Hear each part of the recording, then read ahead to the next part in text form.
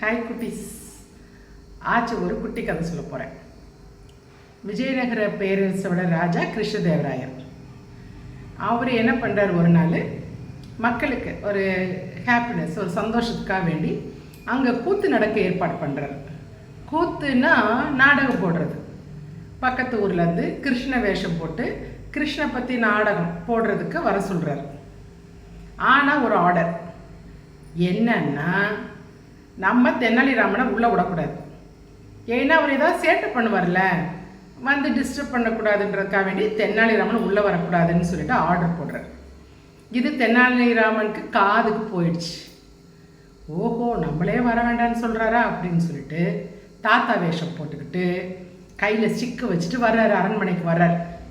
First பெரிய பெரிய கதவு இருக்கும்ல, கோட்டை கதவு, அங்கே போர் வீரன் நிற்கிறார். நான் இது மாதிரி ராஜாவை பார்க்கணும், எனக்கு சன்மானம் தரேன்னு சொல்லியிருக்காரு அப்படின்னு. அதெல்லாம் போகக்கூடாது தாத்தா, உள்ளே யாரையும் விடக்கூடாதுன்னு சொல்லிட்டார் ராஜா அப்படின்னு. இல்லை நான் சன்மானம் தான் வாங்க போகிறேன், அவர் எவ்வளோ கொடுக்குறாரோ அதில் பாதி நான் உனக்கு தரேன் அப்படின்றார். உடனே இந்த காவலாளிக்கு ஆசை வந்துருச்சு. சரி போங்கன்னு அனுப்பிடுறார்.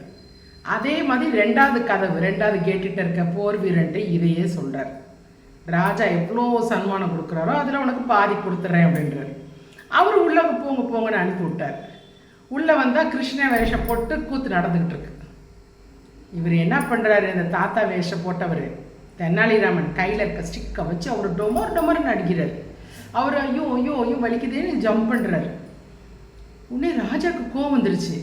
யார் நீ, வயசான யார் உன்னை உள்ளே விட்டா அப்படின்னு, நீ இப்படி வந்து தொந்தரவு பண்ணிகிட்டு இருக்க அப்படின்னு.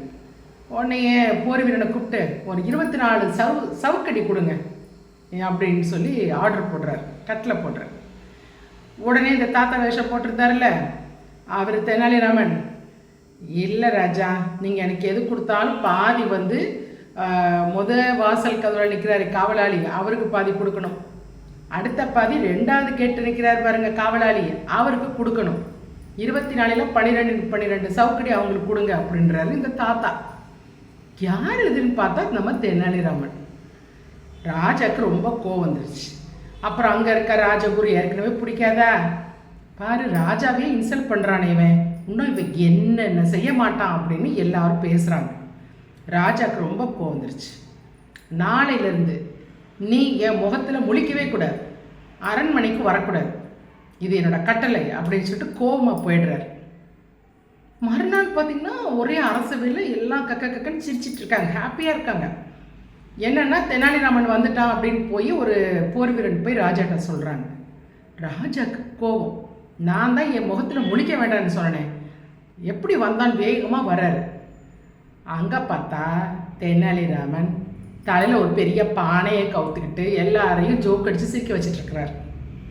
ராஜா பார்த்தோன்னா ராஜாவுக்கு ரொம்ப சிரிப்பு வந்துருச்சு. முகத்தில் தானே முழிக்கக்கூடாது, நான் தான் தலையில் பெரிய பானையை போட்டிருக்கனே அப்படின்னு பானையை தலையில் போட்டு எல்லாருக்கும் ஜோக் அடித்து சிரிக்க வச்சிட்ருக்கார். ராஜாவும் சிரிச்சிட்டார். அவரோட புத்திசாலித்தனம் தான் அவரை ஒவ்வொரு ட்ரிப்பும் காப்பாற்றுது. ராஜாவுக்கும் ரொம்ப பிடிக்குது அதனால தெனாலிராமனை. சரியா ஆச்சு, உங்களுக்கு நாளைக்கு ஒரு குட்டி கதை சொல்கிறேன்.